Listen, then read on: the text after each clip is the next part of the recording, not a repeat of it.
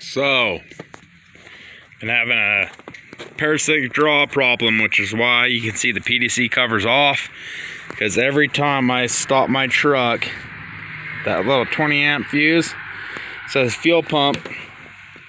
Probably can't see it. Yep, right there. Fuel pump, 20 amp. It's not fuel pump. Obviously, it's a 12 valve Cummins.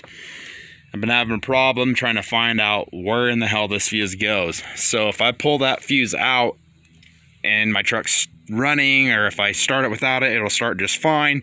But I have every damn light on the dash for a warning that tells me everything's wrong, everything's wrong. So I just called the dealership, and I actually have a pretty damn good dealership here. Knock on wood, there ain't a lot of them. Because I've been looking on forums. I can't find out where the hell that fuse goes. Whatever. Tells me that's your culprit. It's a red and white fuse. Directly powers your PCM. So it's telling me I have a PCM problem. Probably something internal with the trace on the circuit board. Got something's messed up in there. But I just want to let you guys know that that blue fuel pump fuse is obviously not for a fuel pump, because these 12 valves don't have them. They have a lift pump down in that shithole down there. So if you guys ever have a problem where you're at where I'm at, you got this parasitic draw issue, that's where that's going. It's going straight to the PCM. He says there's no splices. He's looking right at it. It goes straight to the PCM for power. It's a power for the PCM. So that's what that fuel pump fuse does. So it looks like I'm gonna have to take that back off. That son of a bitch is already being remanufactured, refurbished, what do you want to call it. So it's already been dealt with once, but that fuse was pulling 10 amps at least, and that's the very least. When I put my multimeter on it, pull that fuse out, it goes down to 300, 400 milliamps. That's normal, but with that fuse in, I'm pulling 10 amps minimum. It would spike up to 13, 14, so something obviously is bad. For the time being, I'm going to just put 2 female spaded connectors in there, and I'm going to route it in. And then I'm just going to put a little switch in here underneath, so I can click that on or off.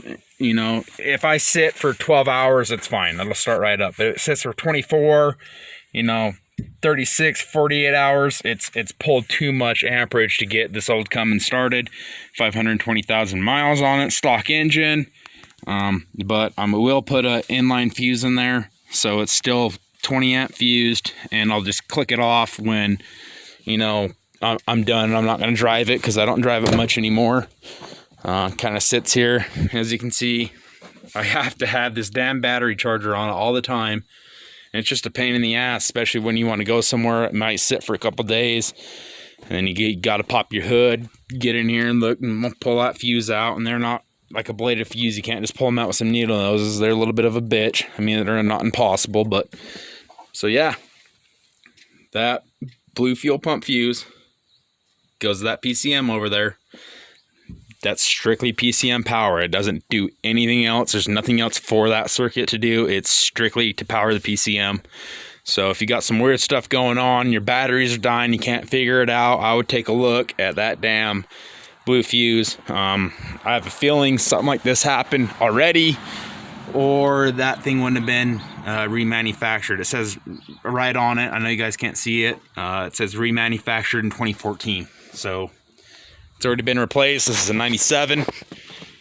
So, just a little heads up, because it's been taking, it's a month. It's been over a month now. I've looked at forums, looked at wiring diagrams. I've called renowned diesel guys that no one knows what the hell. They say fuel pump fuse, it's got a fuel pump. So it's saying CP3, this is 12 valve, bud. I don't know what to tell you. There's no fuel pump in here.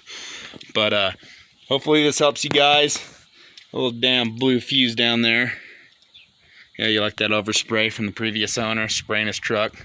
Anyways, so if that helps you, good on you. And hopefully you keep your old 12 valve back on the road, and they do the same fix I'm going to do. So for now, just signing off, guys. Have a good one.